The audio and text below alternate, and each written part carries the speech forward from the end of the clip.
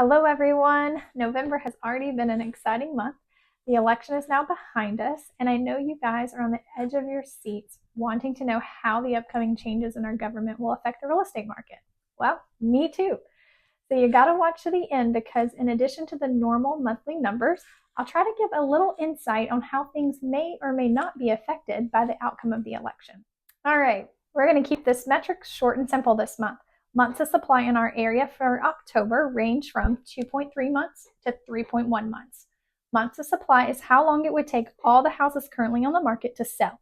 This is an important number because it can tell us if we are in a seller's market or a buyer's market. A balanced market occurs when the months of supply value is between 4 and 6 months. So while we are still well below 4 months, indicating a seller's market, we have seen the trend of this number slowly inching closer to 4 over the last 7 to 8 months. This month's numbers compared to last month's numbers were pretty consistent without much change, but overall, this trend of the number increasing has continued. When it comes to median home prices in October, things were pretty stable. Dorchester and Berkeley counties were nearly identical to last month's number. Charleston County saw a little decrease of about $25,000, but with that said, Charleston County is always the county that seems to have the most variability month to month. For instance, this month they were down $25,000, but last month they were up $15,000. Overall, Charleston County has seen about a 6% increase in home prices over the past 12 months. Over the past 12 months, home prices in both Berkeley and Dorchester counties have remained stable, with median prices today being very similar to what they were a year ago. Growth and stability is good. I'd be more concerned if we started seeing a decrease in home prices in our area, which we have not. The list to sell price ratio ranged from 95.4% to 96.8% in October. This is the ratio of what a home was originally listed for versus the amount it was actually purchased for. Overall, this number has slowly been increasing over the past 6 to 8 months, and that trend has continued. September was the first month that one of our areas, which was Charleston County, dipped below the 96th percentile in a while. And for October, the average of our entire area actually dipped below that same 96th percentile. So this is definitely a number that I'll continue to watch closely. But with that said, 95% of list price is still great for sellers. However, sellers still remember that it wasn't so long ago homes for sale were experiencing bidding wars and selling for more than listing price. This had led some sellers' expectations of home values and what their home will actually sell for to be a little inflated. Days on market is how long it takes properties that are listed for sale to go under contract for purchase.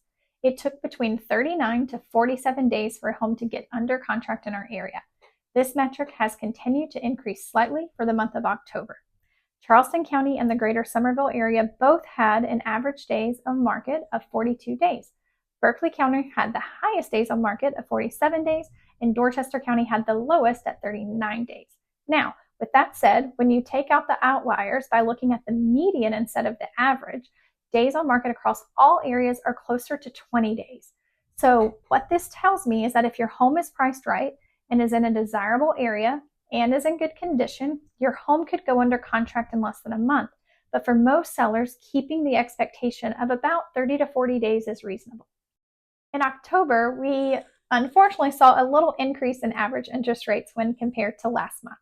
Average rates at the end of October range from 5.77% to 7.02%, depending on the loan program and buyer qualifications. FHA rates continue to be the lowest, followed by VA loans and then conventional. But here's the disclaimer that I always give. Our mortgage lender partners do not always like us talking about interest rates because they are so variable and depend on so many different factors. However, we know this is important to consumers, so we always mention it. But just remember to take these numbers with a grain of salt because your exact rate will depend on the type of loan, the terms and conditions of your loan, incentives and buy-down options provided by the seller, as well as your individual qualification as a borrower, such as credit score and debt-to-income ratio. Unfortunately, we did not see a continued decrease in rates as we hoped for, but this is a number that we will definitely keep watching as we get into the new year and a new presidency. Overall, for the month of October, the real estate market in our area was pretty stable. We have seen the continued trend of slowly increasing inventory by evidence of the increasing months of supply metric, as well as an increase in average days on market. The increase in days on market can easily be explained by seasonal patterns, though. As we approach the colder months, this number tends to increase, and the numbers this month are similar to what we saw last year at the same time of the year. Now, on to the more fun stuff I promised. How will Trump winning the election affect the real estate market? While researching this, I discovered there's a lot of factors to predicting the answer to this question, and it's not an easy one to predict. I can sit here and speculate that if he implements this policy or that policy, then the market's likely to respond in a certain way, but that's a whole lot of speculation. So I'm thinking it's better for us to pause a bit, see what policies are actually going to change, and then start having these discussions. With that said, one could argue that the biggest barrier to home ownership in America presently is affordability.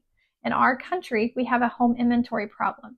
There's just not enough homes to meet demand, and this has driven both home and rent prices up. Now, this is great if you're a current homeowner, as your home has probably never been worth more, but it definitely makes it more challenging for those looking to purchase their first homes, or even investors who are looking for deals that make sense. Now, if the core issue driving our real estate market currently is low inventory, unfortunately, there's not much Trump can do to fix this problem, at least not in the short term. It will be interesting to see what economic policies he implements and how they ultimately will affect the market. So that is all for October, but I'll be back next month to review November's numbers. So be sure to subscribe so that you can stay up to date on Charleston's real estate market as we approach 2025. I can't believe we're already there. See you guys next month.